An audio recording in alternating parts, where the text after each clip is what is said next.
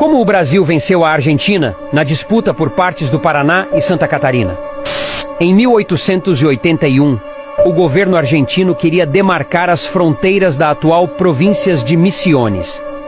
Eles diziam que seu território ia até o sudoeste dos atuais estados do Paraná e Santa Catarina, avançando assim sobre o Império do Brasil. Enquanto que o Império Brasileiro dizia que aquelas terras lhe pertenciam, pois os habitantes que viviam ali eram brasileiros. Este é um mapa que, segundo os argentinos, mostra que muito antes dos brasileiros chegarem por lá, as terras já lhe pertenciam. Mas esse mapa foi produzido com base no Tratado de Tordesilhas, sem os espanhóis entrarem em acordo com o governo português. E para entender essa questão territorial, temos que voltar lá pelos anos de 1700. O início da ocupação nessa parte da América do Sul se deu assim. Até meados de 1800, essa região era ocupada por indígenas Caigangue e Guaranis. Em 1750, alguns brasileiros na região que hoje é o Paraná e Santa Catarina começaram a ocupar terras rumo ao oeste. E houve muitas guerras entre pequenos agricultores e os indígenas da região. O governo colonial português apoiava quem desbravasse essas terras. Então, em 1772, Afonso Botelho com suas tropas marcharam rumo ao oeste, na tentativa de tomar as terras dos nativos. O resultado da missão foram as tropas de Botelho sendo completamente derrotadas pelos indígenas.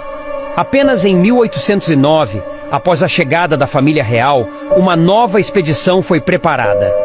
Por ordem de Dom João VI, os indígenas deveriam ser catequizados e aqueles que resistissem à ocupação de suas terras deveriam ser escravizados pelos fazendeiros que ocupassem a região. O decreto de Dom João também dizia que pequenos lotes de terras fossem distribuídos para agricultores pobres que migrassem para lá. E assim os brasileiros seguiam rumo ao oeste, ocupando todo esse território. Em 22 de dezembro de 1881, a Argentina criava oficialmente a província de Misiones. E no mapa argentino da época, mostrava que aquela região ocupada por brasileiros lhe pertencia. Para os argentinos, a sua fronteira ia até o rio Chapecó e Chopin, porque esse território já aparecia no mapa de Ruy Dias de Guzmán em 1612. Mas nenhum argentino morava por lá. Na verdade, as Províncias Unidas do Rio da Prata acordaram muito tarde para o que estava acontecendo naquela região. Enquanto as primeiras famílias argentinas chegaram para povoar a província de Misiones, somente em 1891, o Império do Brasil já vinha incentivando a ocupação do território em disputa muito antes, por volta de 1800, com as expedições rumo ao interior do Brasil. Suspeitava-se que os argentinos queriam esse território para tentar isolar o sul do Brasil e conseguir vitórias sobre o Império Brasileiro. Temendo isso, Dom Pedro II fundou 2 colônias militares. Uma colônia ficava na beira do rio Chapecó e a outra na beira do rio Chopin. Antes do Império vir a República, os 2 países aceitaram que a disputa pelo território seria solucionado por arbitramento. 1 ano após a queda do Império Brasileiro, as 2 nações aceitaram fazer um acordo. E foi assinado o Tratado de Montevidéu. Pelo lado brasileiro estava Quintino Bocaiúva, ministro das Relações Exteriores do governo.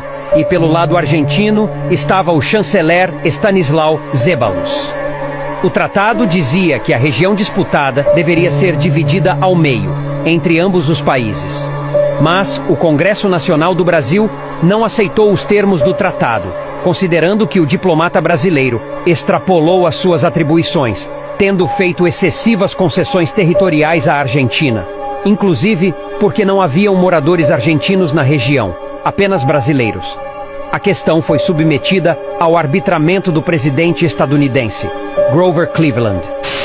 José Maria Paranhos Júnior, o Barão do Rio Branco, que exercia até então as funções de cônsul-geral em Liverpool, foi escolhido pelo presidente Floriano Peixoto para representar o Brasil.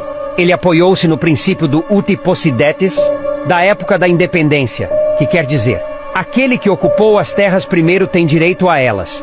Então comprovou a presença brasileira na região até os rios Peperiguaçu e Santo Antônio, desde o século XVII. Ele também apresentou a interpretação correta do mapa de 1749 e das instruções especiais dadas aos comissários demarcadores da fronteira, estabelecida pelo Tratado de Madrid.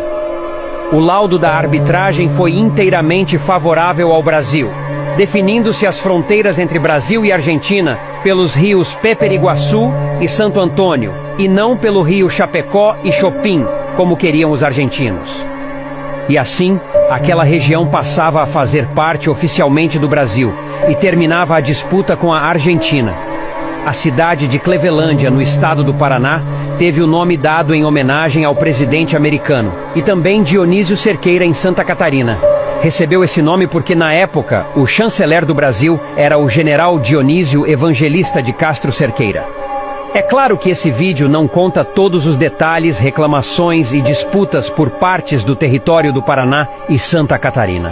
É apenas um resumo, mas se você gostou do vídeo, deixe seu like. E até a próxima.